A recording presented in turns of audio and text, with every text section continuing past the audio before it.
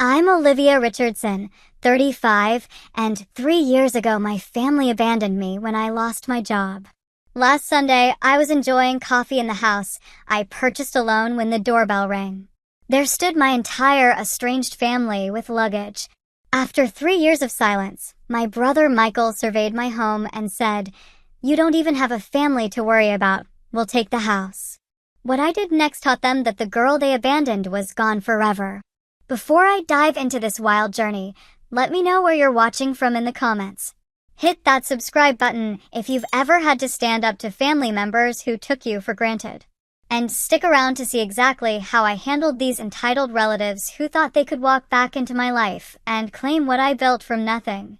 3 years ago, my life looked completely different. I had been working at Market Trend Agency for 5 years, pouring my heart and soul into building my career as a marketing specialist. I had a decent apartment, a reliable car, and what I thought was a supportive family. I wasn't wealthy by any means, but I was proud of the stability I had created for myself. Then the recession hit.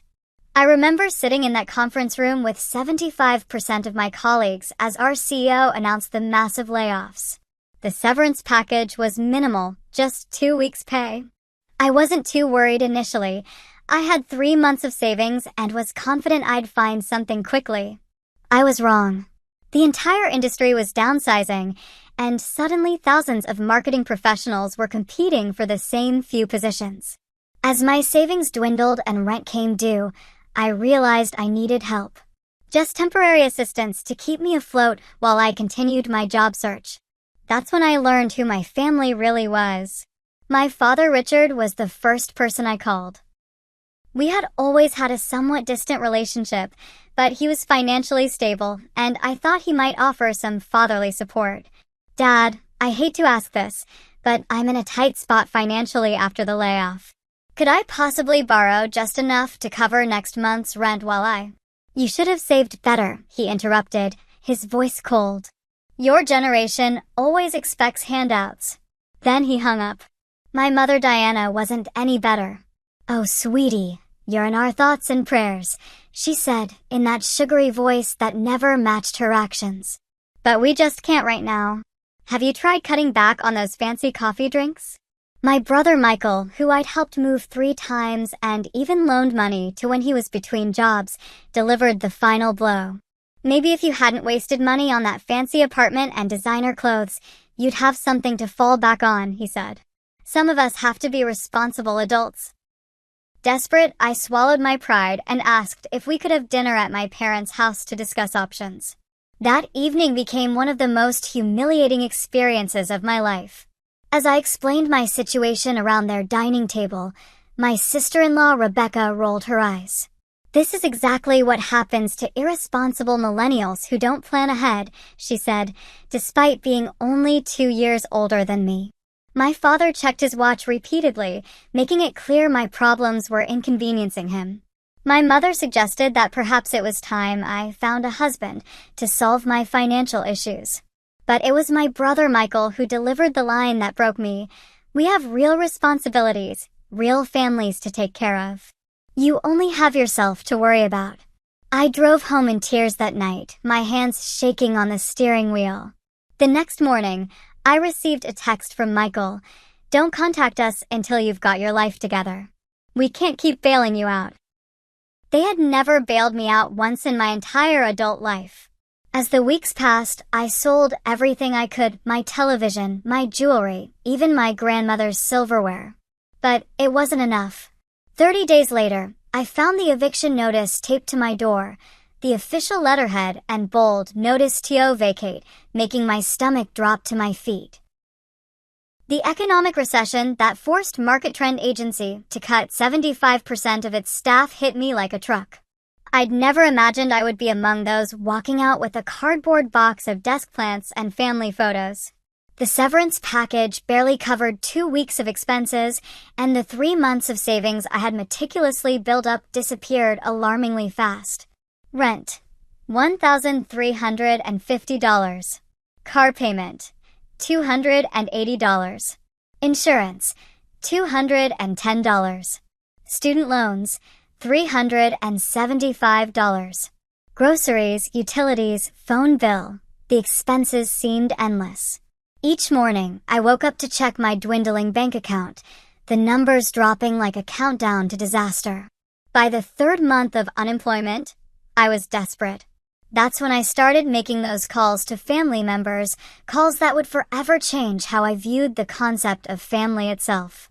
My father, Richard, had always been financially conservative, but I thought surely he would help his daughter in a genuine crisis. When I called him, I could hear golf commentary in the background. His attention was clearly divided. "Dad, I hate to ask this, but I'm in a tight spot financially after the layoff. Could I possibly borrow just enough to cover next month's rent while I—" "You should have saved better," he interrupted, his voice cold and dismissive. "Your generation always expects handouts. When I was your age, I worked 3 jobs and never asked my parents for a dime." Then came the dial tone. He had hung up on me mid-crisis. My mother, Diana, answered with her usual saccharine sweetness, but that quickly faded when she realized I was asking for financial help. "Oh, sweetie, you're in our thoughts and prayers," she said, her voice shifting to that particular tone she used when she wanted to appear supportive without actually doing anything. "But we just renovated the kitchen, and your father's golf membership just increased its fees. Have you tried cutting back on those fancy coffee drinks and avocado toast?" I hadn't bought a coffee shop drink in weeks. I was making instant coffee at home and eating ramen noodles to stretch my dollars. My brother Michael had been in similar situations before. 3 years ago, when he was between jobs, I had loaned him $2,000 to cover his rent and car payment. He had never fully paid me back, always having some excuse about unexpected expenses with the kids. I thought surely he would remember that and return the favor. "Maybe if you hadn't wasted money on that fancy apartment and designer clothes, you'd have something to fall back on," he said, conveniently forgetting that my apartment was modest and my wardrobe came mostly from discount stores. "Some of us have to be responsible adults. I have kids to feed, Olivia." Desperate and increasingly panicked as my final dollars drained away, I swallowed my pride and asked if we could have dinner at my parents' house to discuss options. Perhaps in person, seeing my evident distress, they would find some compassion. That evening became etched in my memory as one of the most humiliating experiences of my life. My mother had prepared her usual pot roast, acting as if this were just a normal family dinner. My father poured himself a generous whiskey, but offered me only water. Michael and his wife Rebecca arrived late, their 2 children immediately running to the playroom in the basement. As we sat around the dining table, I carefully explained my situation, the massive industry layoffs, my aggressive job search with no results, the impending eviction if I couldn't make rent. "I'm not asking for a handout," I said, my voice steady despite my churning stomach. "Just a loan to keep me afloat for another month or 2 until I can secure a position. I'll pay every cent back with interest." As I spoke, my sister-in-law Rebecca rolled her eyes dramatically. "This is exactly what happens to irresponsible millennials who don't plan ahead," she said, despite being only 2 years older than me. "Michael and I always keep 6 months of expenses saved, even with the kids." I bit my tongue, knowing that Michael's parents had given them the down payment for their house as a wedding gift, an advantage I never received. My father checked his watch repeatedly during my explanation, making it clear my problems were inconveniencing his evening routine. "The job market is tough right now," he said, not meeting my eyes. "But everyone goes through hard times. It builds character." My mother reached across to pat my hand, her diamond tennis bracelet catching the light. "Perhaps it's time you considered finding a husband, dear. A woman your age should have that security. What about that nice accountant from your old company? Is he single?" But it was my brother Michael who delivered the line that broke me. After I mentioned that I was considering moving to a cheaper city if necessary, he scoffed. "We have real responsibilities, real families to take care of," he said, emphasizing the word real, as if my life were somehow fictional. "You only have yourself to worry about. No kids, no husband. You should be thanking your stars you're not in our position. The rest of the dinner passed in a blur. I don't remember what I said or if I even finished my food. I do remember driving home in tears, my hands shaking so badly on the steering wheel that I had to pull over twice to compose myself. The next morning, I received a text from Michael that would be the final communication from my family for a very long time. Don't contact us until you've got your life together. We can't keep bailing you out. It's embarrassing for everyone. They had never bailed me out once in my entire adult life. Not once. As the final days in my apartment ticked by, I sold everything I could possibly part with, my television, my jewelry, even the silverware my grandmother had left me. I held garage sales on weekends and listed items on every online marketplace. But it wasn't enough. Between my dwindling resources and the complete absence of family support, I couldn't gather enough for another month's rent. 30 days after that disastrous family dinner, I found the eviction notice taped to my door, the official letterhead and bold "Notice TO vacate," making my stomach drop to my feet. I had 72 hours to leave the place I had called home for the past 4 years. Living in your car is something you think happens to other people until suddenly it's happening to you. After the eviction, I packed what remained of my possessions into my Toyota Corolla, some clothes, toiletries, my laptop, and a few sentimental items I couldn't bear to sell. Everything else went into a small storage unit I paid for with my last credit card that wasn't maxed out. Those first 2 weeks were a crash course in survival. I parked in different Walmart lots each night, learning quickly which ones allowed overnight parking. I kept my gym membership active by scraping together the monthly fee, not for fitness, but because it gave me access to showers and a place to brush my teeth each morning. I became an expert at washing my hair in sinks and changing clothes in bathroom stalls without touching the floor. My daily routine took on a desperate precision. Wake up at 5:30 a.m. before security might knock on my window. Drive to the gym to shower and make myself presentable. Change into professional clothes I kept carefully hung in the back seat. Then to the library when it opened at 9 a.m., where I could use free Wi-Fi to send out job applications, at least 15 each day, sometimes more. I lived on protein bars, apples, and whatever else I could store without refrigeration. At night, I would recline my driver's seat as far as it would go, cover myself with the only blanket I had kept, and try to sleep despite the constant fear of someone breaking into my car, or worse, discovering I was living in it. The hardest part wasn't the physical discomfort or even the fear. It was the shame.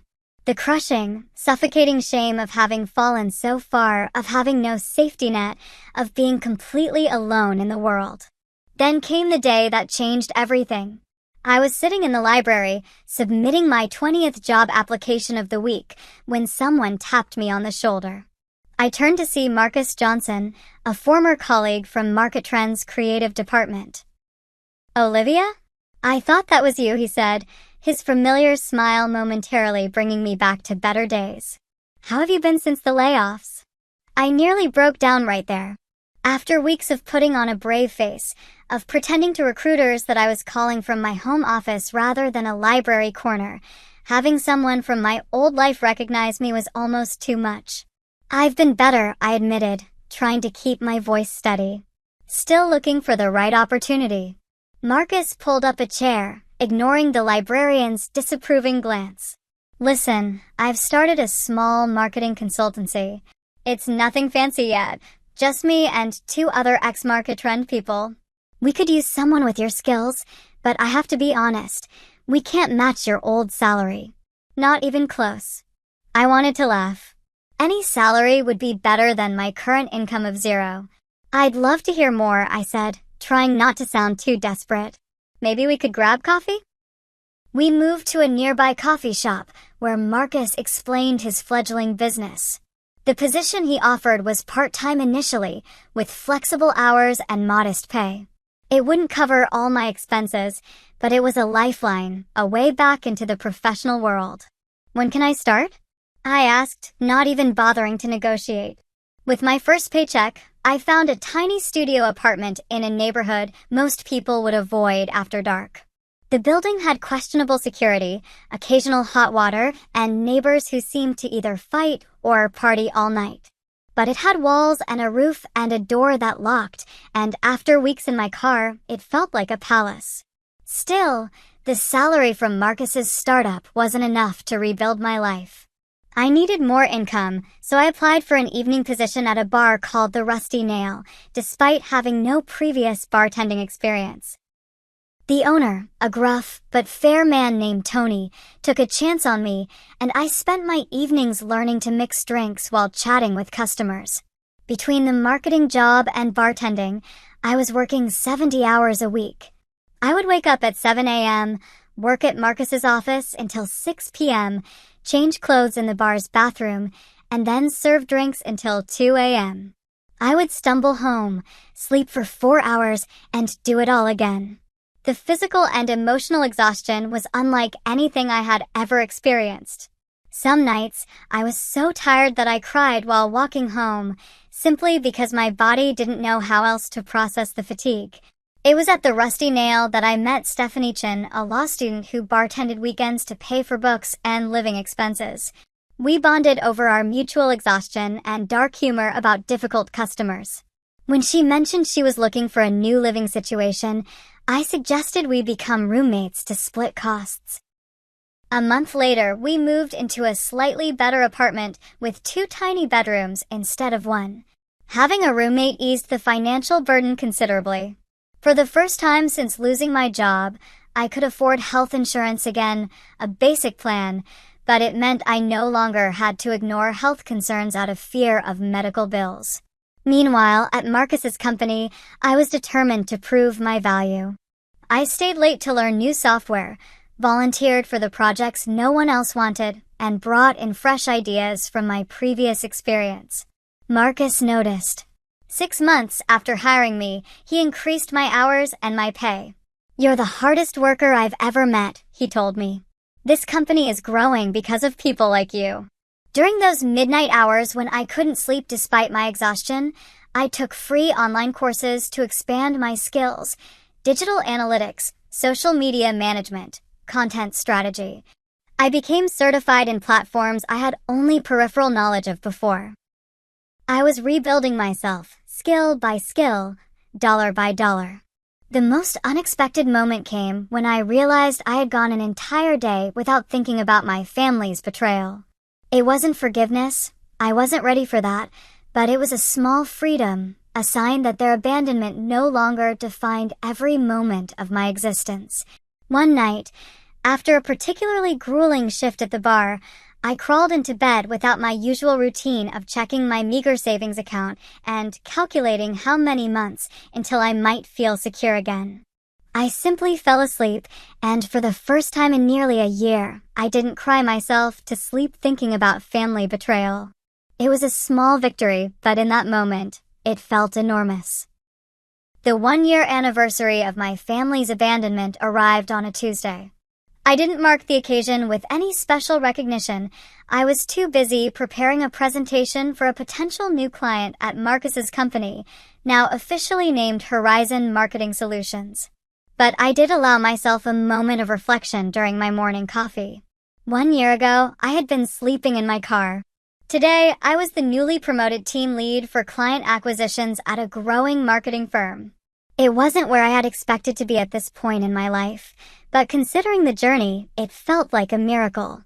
The promotion had come with a meaningful salary increase.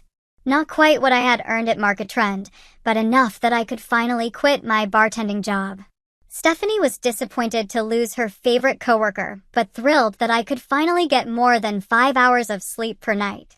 "You deserve this," she said, pouring celebratory wine into the mismatched glasses in our apartment. No one has worked harder. With my increased income, Stephanie and I were able to move again, this time to a clean, safe apartment building with functioning appliances and neighbors who didn't have screaming matches at 3 a.m.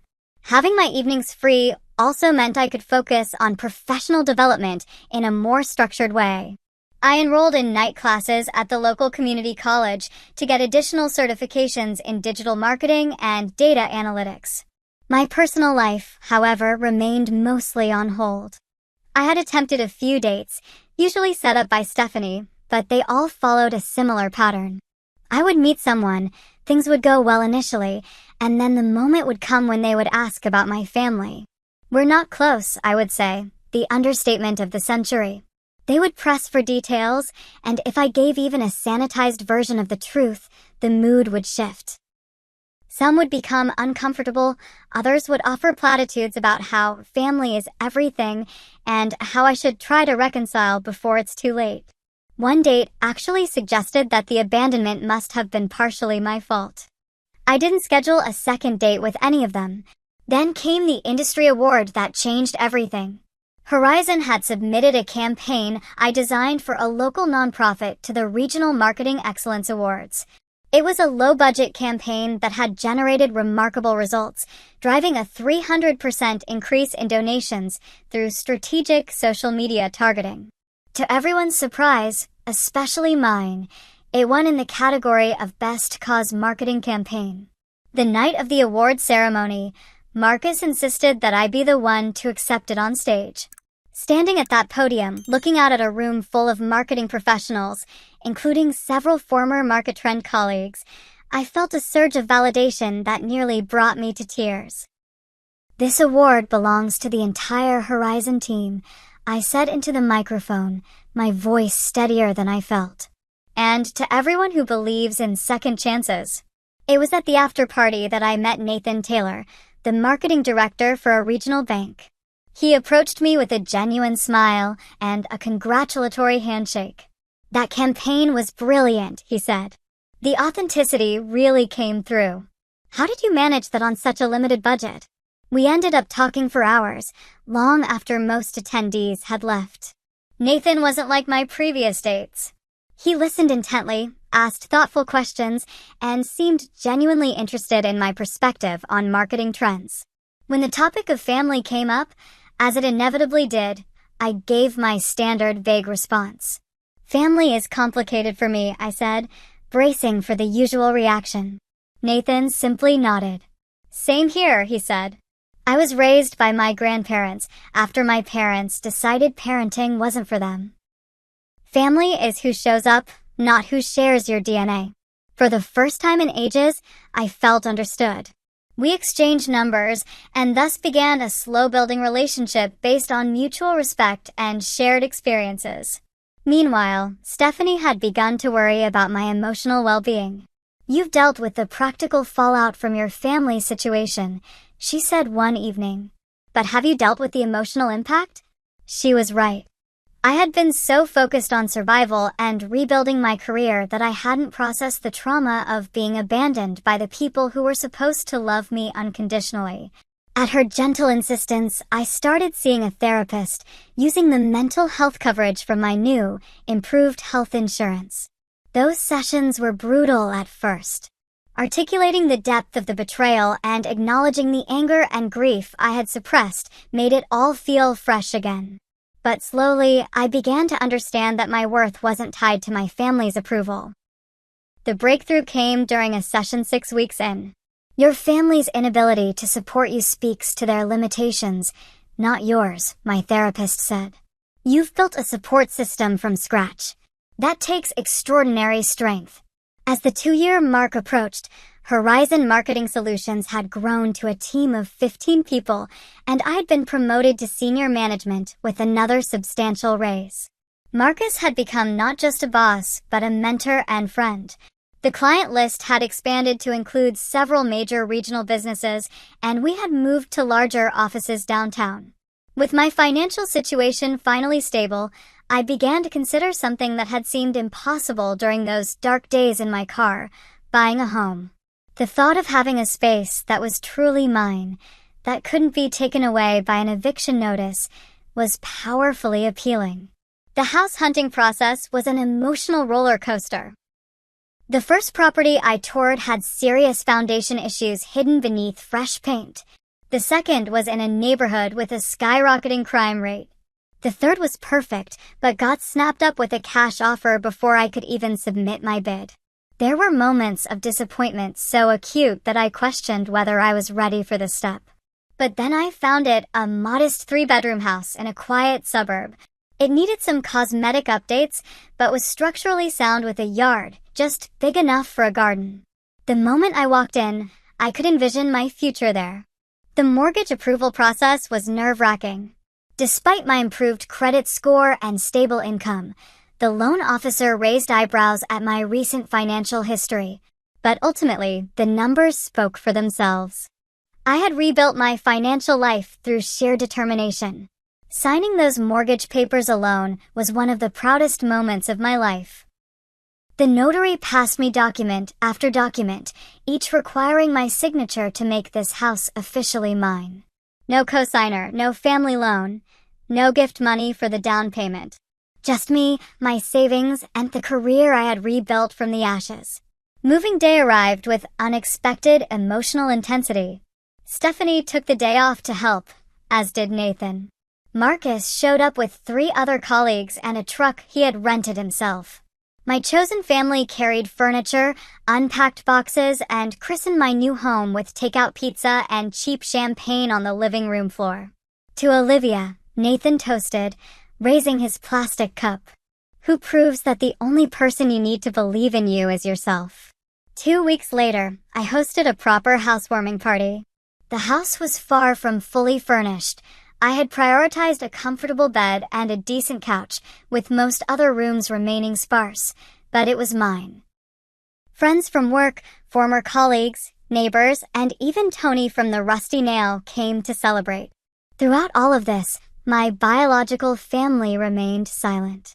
I knew from occasional social media glimpses that they were aware of my professional success. My mother had liked a post about my industry award, but no one had reached out. And strangely, I was okay with that. The pain had dulled to a manageable ache, one that flared occasionally but no longer defined me. I had proven to myself that I could survive their abandonment. What I didn't know was that they were about to test whether I could survive their return. Sunday mornings in my new home had become a sacred ritual. I would wake naturally, without an alarm, make a pot of coffee in the kitchen I was slowly renovating myself, and take it out to the small wooden deck overlooking my modest backyard. There, wrapped in a comfortable robe, I would read or simply watch the birds at the feeder I had installed. It was during these quiet moments that I felt most at peace, most certain that all the struggle had been worthwhile. This particular Sunday began like any other. The spring air was crisp but pleasant, my coffee was perfect, and I had just settled into my favorite deck chair with a new mystery novel when I heard it, the jarring sound of the doorbell, followed by insistent knocking. I considered ignoring it. Sunday mornings were my time, and I wasn't expecting any deliveries. But the knocking continued, more urgent now. With a sigh, I set down my book and coffee and walked through the house to the front door. When I opened it, time seemed to slow down. There, clustered on my front porch like an awkward family portrait, stood the people who had abandoned me in my darkest hour, my father Richard, mother Diana, brother Michael, his wife Rebecca, and their 2 children, Emma and Jacob, now 7 and 5. They were surrounded by suitcases and duffel bags as if prepared for an extended stay. Surprise! My mother exclaimed with excessive enthusiasm, her arms outstretched for a hug I didn't step forward to receive. Oh my goodness, look at you. You look tired, dear. Are you getting enough sleep? My father, already peering past me into the house, nodded curtly. Nice neighborhood. Quiet. Good investment. Michael nudged his children forward. Kids, say hello to your Aunt Olivia. You remember her, right? Emma looked up with a practiced smile, while Jacob simply stared, clearly having no memory of me at all. Rebecca stood slightly behind them, her phone already out and taking photos of my front porch and the open door revealing my living room. Such a charming little place, she said, emphasizing little in a way that made it sound like an insult. Very cozy. I remained frozen in the doorway, my brain struggling to process this invasion. 3 years of silence broken not with a phone call or an apology, but with an unannounced visit and what appeared to be enough luggage for a small army. Can we come in? My mother asked, already inching forward. It's chilly out here, and we've been driving since dawn. On autopilot, I stepped aside. They filed past me, my father immediately beginning a slow circuit of my living room, examining the crown molding and tapping on walls as if checking for structural issues. My mother made a beeline for the kitchen, commenting loudly on my interesting choice of cabinet colors. Rebecca continued photographing everything, claiming she wanted to show the family what a cute place you have. Michael's children required no invitation to make themselves at home. They ran through the house, opening doors, touching everything from my bookshelves to my laptop, their footsteps thundering up the stairs to explore the bedrooms. "Jacob, Emma, be careful up there," Rebecca called half-heartedly, making no actual move to supervise them. I followed the children upstairs, alarmed at how quickly they had disappeared into my private spaces. I found them jumping on my carefully made bed, shoes still on. "Please don't do that," I said, trying to keep my voice calm and authoritative. "That's my bed." "Mommy says this is going to be our room," Emma announced, continuing to bounce. "I get the big bed because I'm older. Jacob has to sleep on a mattress on the floor." Before I could process that statement, I heard Jacob in the spare bedroom, which I had set up as a home office. "This is gonna be my playroom," he shouted, already pulling books from the small bookshelf. I guided them both downstairs, where the adults had assembled in my living room. My mother had made herself at home on my couch, my father had helped himself to coffee from my pot, and Michael was examining the framed certificate of my marketing award on the wall. "Marketing, huh?" he said, as if we were having a casual catch-up after a brief separation. "Always knew you'd stick with that. Paying the bills, okay? Why are you here?" I finally managed to ask, the question coming out more bluntly than I had intended. There was an awkward pause before my mother jumped in with forced cheerfulness. "Can't family visit family? We've missed you, sweetie. And when we saw those posts about your new house, we just had to come see it for ourselves." After 3 years of no contact, I pressed. Another uncomfortable silence fell. Rebecca broke it by standing up and announcing she would help with lunch, proceeding to open my refrigerator without permission and begin cataloging its contents aloud. "You don't have much food for guests," she called from the kitchen. "Just some vegetables and yogurt. Don't you keep any snacks for the kids?" Michael cleared his throat. "Look, Olivia, we've had some financial setbacks recently." My father jumped in. "The market hasn't been kind to my investments. The retirement fund took a hit." He said this as if it explained everything about their sudden appearance. My mother reached for my hand, which I subtly moved away. "We've all been under so much stress lately. Michael's situation especially has been difficult." Michael looked uncomfortable but continued. "I lost my job about 6 months ago. The company downsized." The irony of this statement seemed completely lost on him. "We've been getting by on savings and Rebecca's part-time work, but..." "We had to give notice on our apartment," Rebecca added, returning from the kitchen. "The landlord raised the rent again, and with Michael's job situation." Emma, who had been exploring the living room, piped up. "Daddy says we're going to live with Aunt Olivia now because she has extra rooms and no kids to fill them up." The adults exchanged glances, clearly not having planned for this revelation to come so abruptly or from a child. "We're not exactly planning to live here," my mother said quickly, shooting Emma a look. "We're just exploring options. Family should stick together during hard times. That's what family does." The pointed emphasis on her last sentence hung in the air between us, a reminder of how they had failed to follow their own principle when I had been the one in crisis. As if on cue, Jacob ran back into the room. Mom, there's a big empty room in the basement. Can that be my playroom instead? It's bigger." Rebecca smiled at me as if her son hadn't just laid claim to yet another part of my house. Kids, they get so excited about new spaces. "Emma, Jacob, why don't you go explore the backyard? I saw a nice tree out there." As the children ran out the back door, my father leaned forward. "Olivia, we should discuss the practical aspects of this arrangement. What are your property taxes like? Any HOA fees we should know about? Arrangement. I repeated, the word feeling foreign on my tongue. Well, yes, my mother interjected smoothly. We're family. And that spare bedroom upstairs would be perfect for the kids. They're used to sharing. It was becoming increasingly clear that this was not just a visit. This was a scouting mission. A prelude to something much more presumptuous. I stood up abruptly. I need to make a phone call, I said, needing space to process what was happening. Make yourselves comfortable. But please, ask before going into any more rooms. As I stepped onto the front porch and closed the door behind me, I could hear Rebecca already discussing how she would rearrange my living room furniture to make it more family-friendly. Through the window, I saw my father opening cabinet doors in my kitchen, inspecting the hinges and fixtures as if conducting an appraisal. I took a deep breath of the spring air, now notably chillier than it had been during my peaceful morning routine that seemed to have occurred a lifetime ago.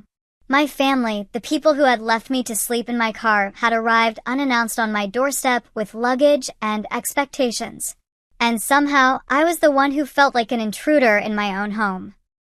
By late afternoon, it became clear that my family had no intention of leaving. My mother had commandeered my kitchen, critiquing my limited pantry while preparing a dinner I hadn't invited them to stay for.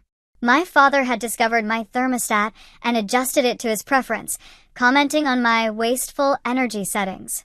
The children had tracked mud through the living room, and Rebecca had moved several of my decorative items to safer locations away from little hands. My phone buzzed with a text from Nathan. Still on for dinner tonight? Looking forward to trying that new Italian place. I had completely forgotten our dinner plans. Quickly, I texted back, family situation. Can you come here instead? I need backup. His response was immediate. On my way. Need me to bring anything? Just your presence, I replied, feeling a wave of gratitude for his understanding. When Nathan arrived an hour later, the tension in the house was thick enough to cut with a knife.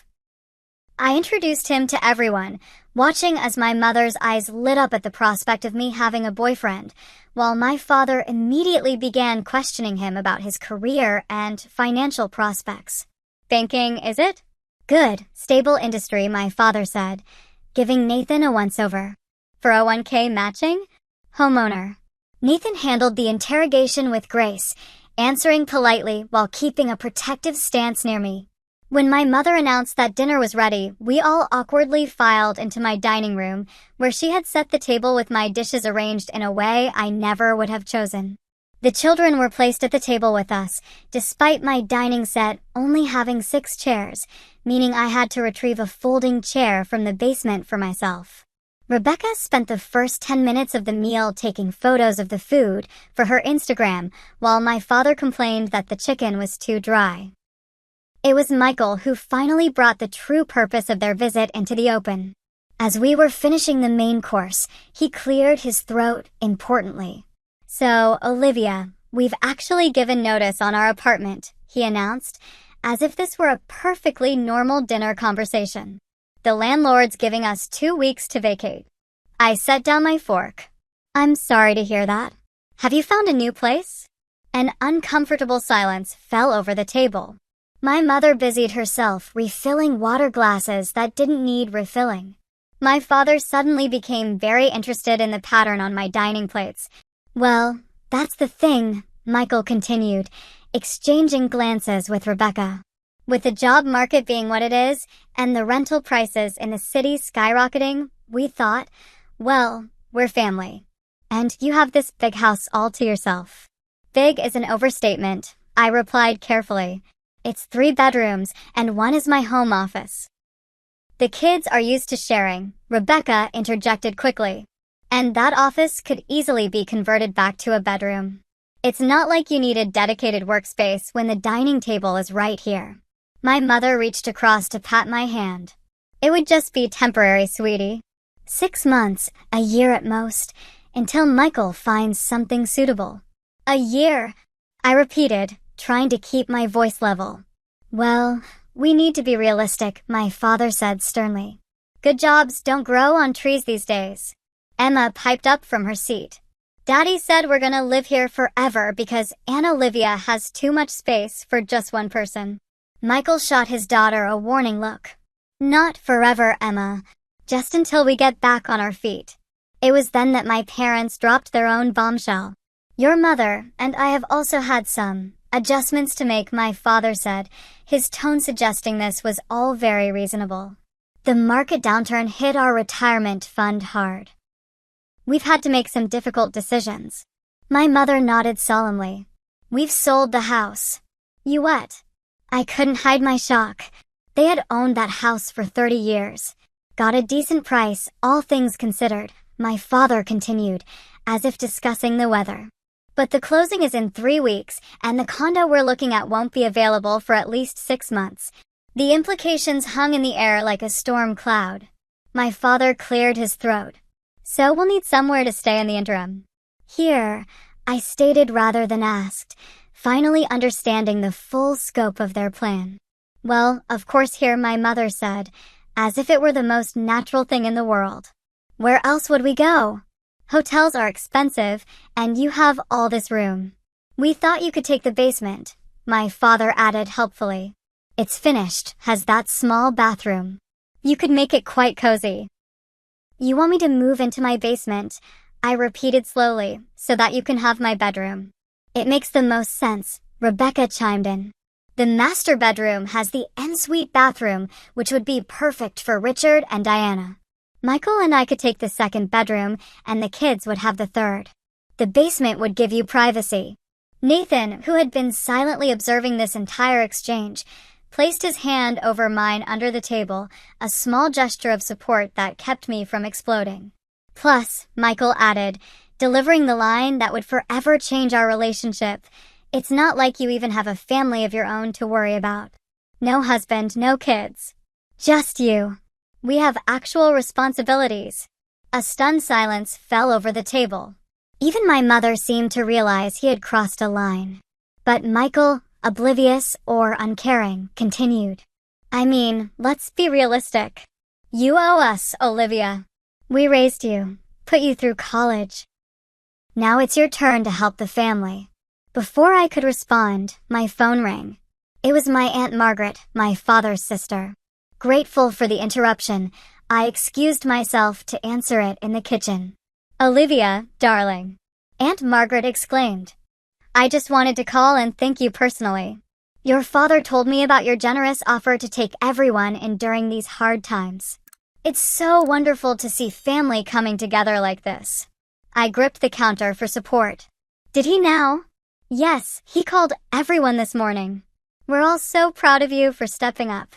I told Cousin Jeffrey, and he said it restored his faith in the younger generation. Oh, we're planning a family reunion this summer. Now that everyone's in one place, it would be the perfect opportunity. Your house has a big backyard, right? I ended the call as politely as I could and returned to the dining room, where the conversation had moved on to which of my furniture pieces should be put in storage to make room for theirs. The sofa will have to go, Rebecca was saying. It's not really child-friendly, and our sectional is much more practical for family gatherings. My mother nodded. And that dining set only seats 6. We'll need something larger. We can bring our king bed, my father added. Much better than that queen you have upstairs. I stood in the doorway, watching this bizarre scene unfold in my home. These people who had abandoned me now planning to displace me from the life I had built without them. They were speaking about my home, the home I had purchased with money I earned through countless hours of hard work after they left me to sleep in my car, as if it were communal property.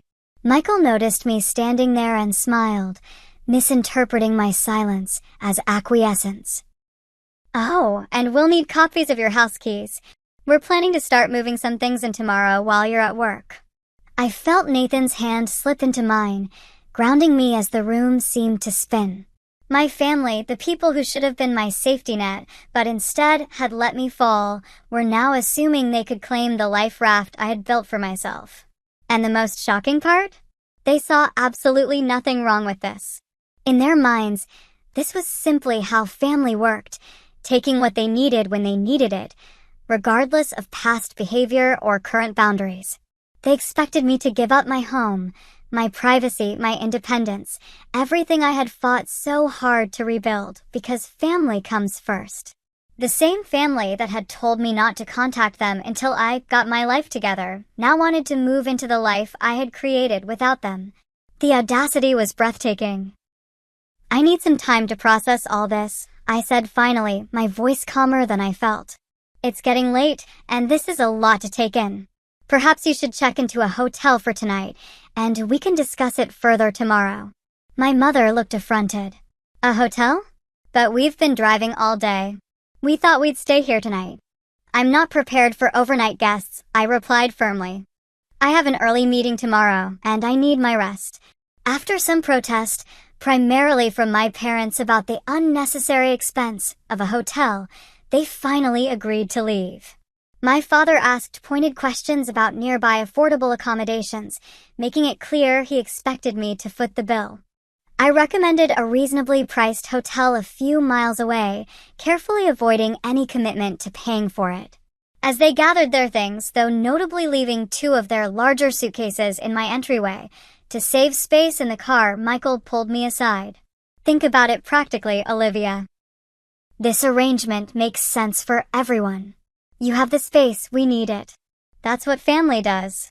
I simply nodded, not trusting myself to speak without unleashing 3 years of pent-up rage and hurt. Nathan helped usher them out, his presence a steady support as they finally drove away, promising to return in the morning to continue the discussion. The moment their car disappeared down the street, I collapsed onto my couch, the full weight of what had just happened crashing down on me. Nathan sat beside me, his arm around my shoulders. "Are you okay?" he asked, concern evident in his voice. "No," I admitted. "I'm not." Did that really just happen? Did my family really just show up after 3 years of silence and try to take over my house? They did, he confirmed. And they seemed to think it was perfectly reasonable. I grabbed my phone and called Stephanie, my fingers shaking so badly I had to try twice to dial correctly. "Emergency," I said when she answered. "Can you come over?" Family crisis. Within 30 minutes, both Stephanie and Marcus had arrived, responding to my SOS with the immediate support my biological family had never shown. I recounted the entire surreal day, from the morning doorbell to the dinner revelation. "They want you to move into your basement?" Stephanie repeated incredulously. "The basement of the house that you bought? So they can have the bedrooms?" Marcus shook his head in disbelief. "And they just assumed you'd say yes? After how they treated you?" "They did more than assume," I said bitterly. "They've already told the extended family that I've agreed to take everyone in." My aunt called to thank me. Nathan, who had been quietly listening, finally spoke. "You need to be prepared for them to show up tomorrow expecting to move in. Based on what I saw tonight, they're not going to take no for an answer easily." Stephanie nodded grimly. "You need a plan. And documentation. If they've already told people you've agreed to this, who knows what else they might claim." "I have a friend who's a financial advisor," Marcus offered. "She specializes in helping families through economic hardships. Maybe she could talk to your family about options that don't involve taking over your house." We stayed up late into the night, developing a strategy for handling the situation. Stephanie suggested I record all future conversations, legal in our state with one-party consent. Nathan researched tenant rights, concerned my family might try to establish residency if allowed to stay even briefly. Marcus called his financial advisor friend, who agreed to make herself available for consultation.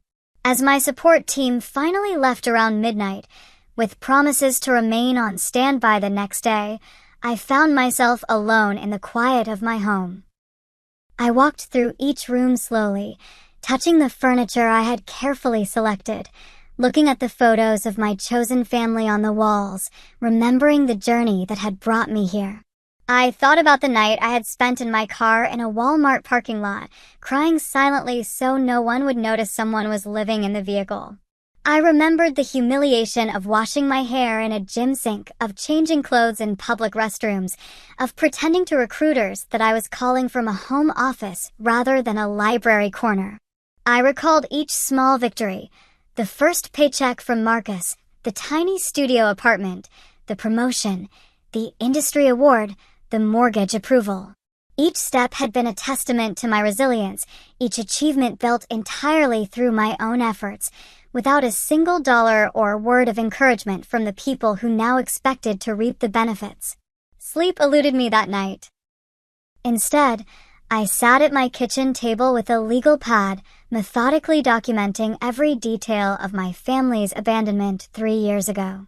I found and printed old text messages, including Michael's final one telling me not to contact them until I got my life together. I wrote down verbatim the cruel things they had said at that last family dinner before cutting me off. By morning, I had made my decision. I texted my family to come over at noon for a discussion about arrangements. Their response was immediate and enthusiastic, with my mother adding that they would bring some measurements for furniture placement. I spent the morning preparing my home for the confrontation. I moved valuables and sentimental items to my bedroom and locked the door. I set up my laptop to record audio discreetly. I made a single pot of coffee but didn't prepare any food. This would not be a social visit. At 11:45, Nathan texted that he, Stephanie, and Marcus were parked down the street, ready to come in if needed. Their support gave me the final boost of courage I needed. When my family arrived at noon, they came with even more luggage than before, plus several boxes marked kitchen and bedding. They filed in with the confidence of people who believed the deal was already sealed, my father immediately directing Michael on where to put the boxes.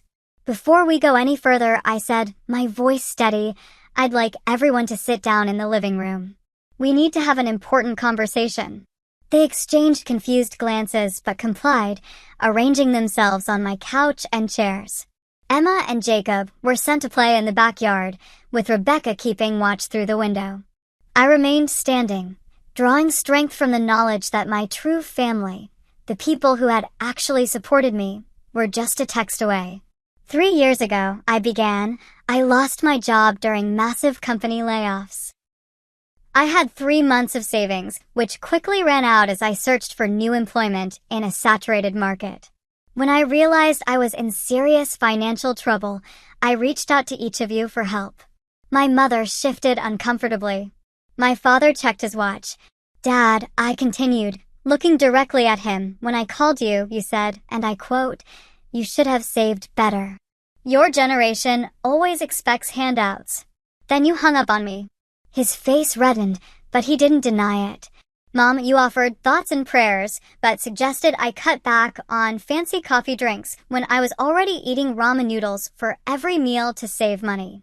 She looked down at her hands, avoiding my gaze. And Michael, I turned to my brother when I asked for help, you said. Maybe if you hadn't wasted money on that fancy apartment and designer clothes, you'd have something to fall back on.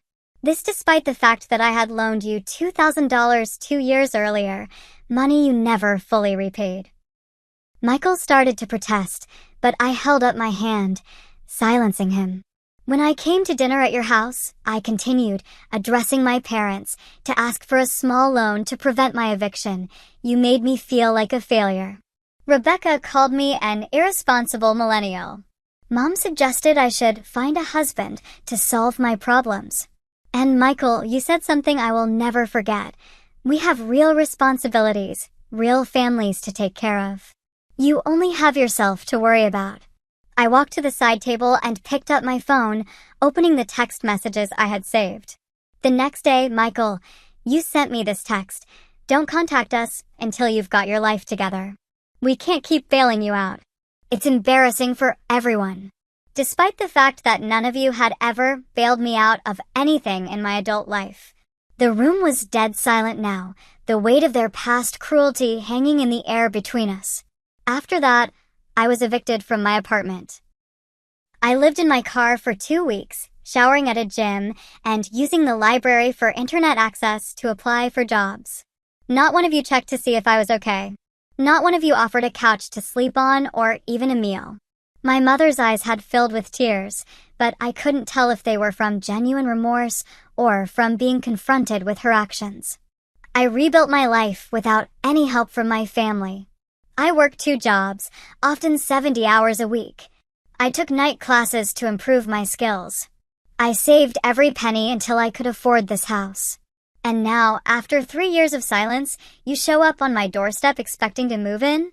Expecting me to give up my bedroom and move into the basement of my own home. My father cleared his throat. The past is the past, Olivia. Family should forgive. No, I interrupted, my voice firm. You don't get to lecture me about what family should do. Family should have been there when I was sleeping in my car.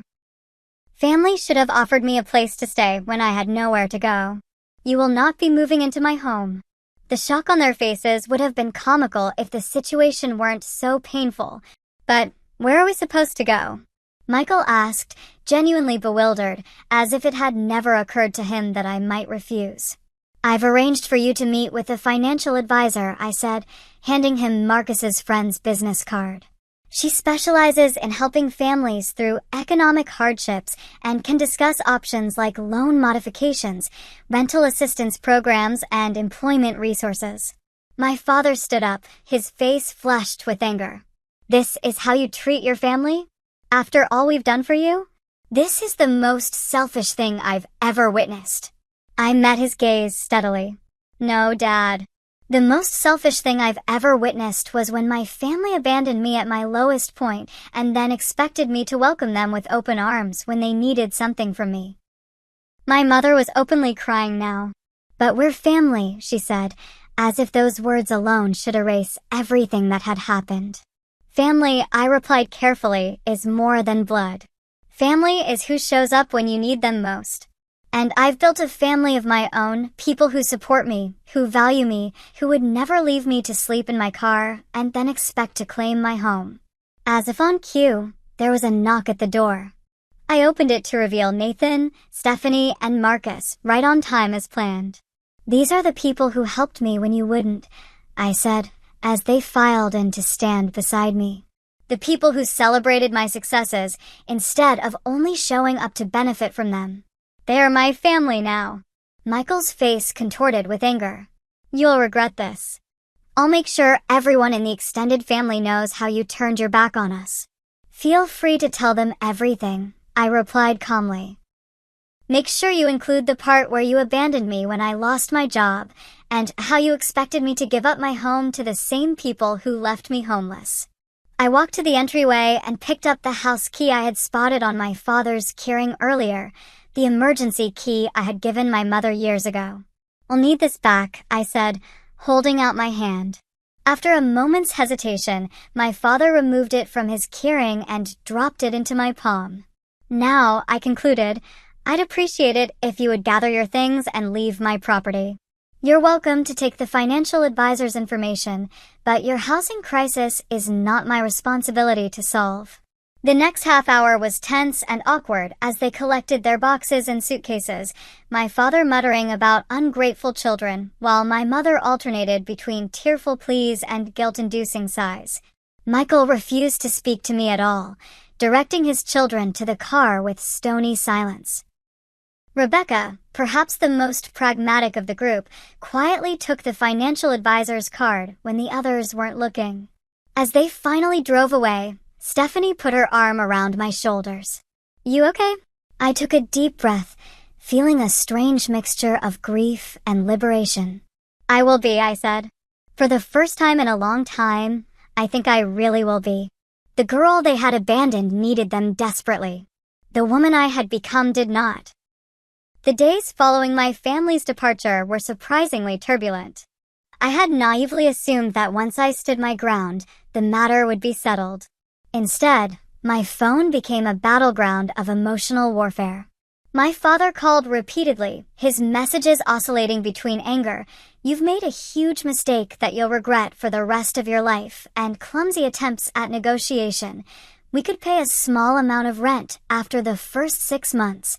My mother's approach was pure emotional manipulation, leaving tearful voicemails about how she couldn't sleep knowing her baby girl was so cold-hearted.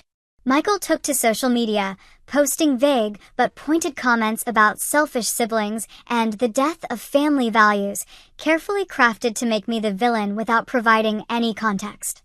But there were unexpected allies as well. My Aunt Martha, my mother's sister who had always been the family rebel, called me directly. "I heard what happened," she said without preamble. "Your mother is telling everyone you threw them out on the street after they came to you in their time of need." I braced myself for more criticism, but instead, Martha surprised me. "I told her she was full of it," she continued. "I remember how they treated you during your unemployment. I wanted to reach out then, but your mother insisted you wanted space to figure things out. I should have known better, and I'm sorry." That conversation was the first crack in the family narrative that I was the unreasonable one. Within days, my cousin Edward called too, offering a more balanced perspective. "Look, I'm not taking sides," he said carefully. "But I know there's more to the story than what Uncle Richard is telling everyone. If you ever want to grab coffee and talk, I'm around." These small gestures of understanding meant more than they could know. They were acknowledgments that my experience was valid, that the abandonment I had suffered wasn't something I had imagined or exaggerated. Meanwhile, the family members who had actually earned that title surrounded me with support. Nathan came over almost every evening, sometimes just to sit quietly with me as I processed the emotional aftermath. Stephanie brought over ridiculous comedies and ice cream, declaring mandatory laughter therapy. Marcus checked in daily, making sure the family drama wasn't affecting my work performance and assuring me I could take time off if needed. 2 weeks after the confrontation, we gathered at my house for what Stephanie dubbed a chosen family celebration dinner. As we sat around my dining table, the one my mother had deemed too small for real family gatherings, Nathan raised his glass in a toast. "To Olivia," he said, his eyes meeting mine with warmth and admiration. "Who taught me what real courage looks like." Standing up to family is harder than standing up to strangers, and you did it with grace and strength. Marcus nodded in agreement. "Which is exactly why I'm officially offering you a partnership position at Horizon. The company wouldn't be where it is today without your contributions, and it's time that was reflected in your title and compensation." I nearly choked on my wine. "A partnership? Are you serious?" "Dead serious," Marcus confirmed with a grin. "We can discuss the details on Monday, but I wanted to tell you now, surrounded by people who appreciate your value." Stephanie clapped her hands excitedly. "And with that increased income, I have a suggestion, a chosen family vacation. We all need a break, and I've been researching beach houses big enough for 4. The contrast couldn't have been more stark. My biological family had seen me as nothing more than a convenient solution to their problems, a resource to be used. My chosen family saw me as someone worth celebrating, worth investing in, worth building a future with. Over the next 3 months, I established careful boundaries with those family members I chose to maintain contact with. Aunt Martha and I began meeting monthly for lunch, building a relationship based on mutual respect rather than obligation. Cousin Edward and I occasionally exchanged texts, keeping the connection casual but friendly. I allowed limited, structured contact with my parents, primarily to maintain a relationship with my niece and nephew, who were innocent in all of this. Michael remained steadfastly unrepentant, refusing any interaction that didn't begin with my apology and end with his family moving in. When I declined those terms, he declared me dead to him, a proclamation that hurt less than I expected. The brother who had abandoned me when I was at my lowest had shown his true character twice now. I didn't need a third demonstration. My sessions with my therapist took on new dimensions as we explored the cycles of family dysfunction that had led to this point. "Your family operated on a one-way support system," she observed during one particularly insightful session. "They expected you to give without limits, but felt no obligation to reciprocate. That's not a family relationship, that's exploitation." We talked extensively about the difference between forgiveness and boundaries.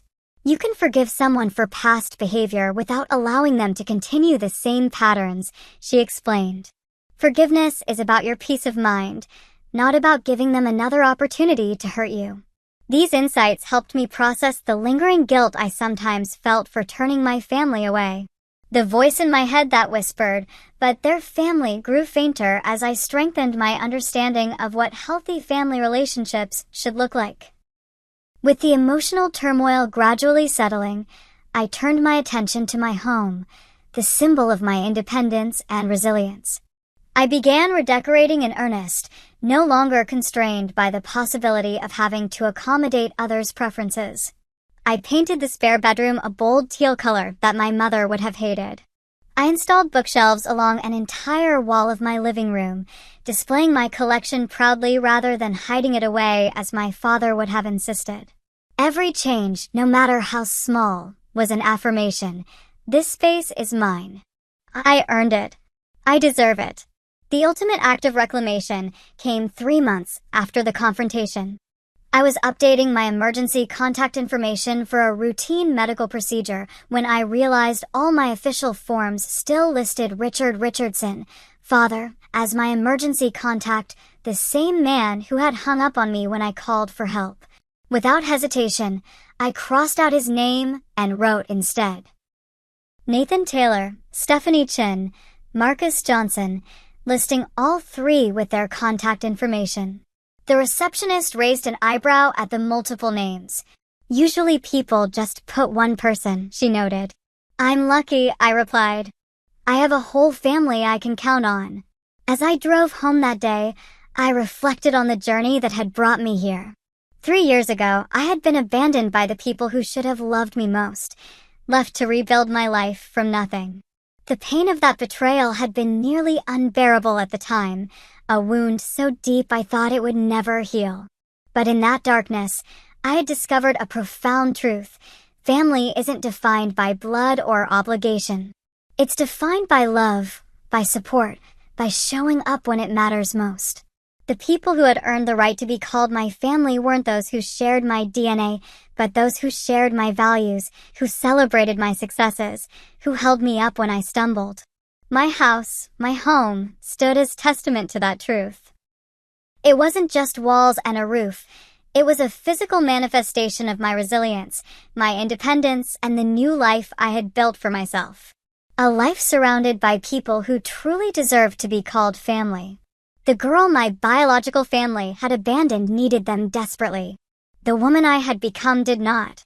And in that transformation lay the greatest victory of all. I want to hear from you now. Have you ever had to set difficult boundaries with family members who took advantage of your kindness? What helped you stay strong in the face of emotional manipulation? Share your experiences in the comments below, and let's support each other through these challenging family dynamics. If this story resonated with you, please hit the like button and subscribe to my channel for more authentic conversations about family, boundaries, and personal growth. And if you know someone who might need to hear this message of empowerment, share this video with them. Remember, you deserve to be surrounded by people who value and respect you. Sometimes the family we choose is more powerful than the family we're born into. Thank you for being part of my journey, and I wish you strength and clarity in your own.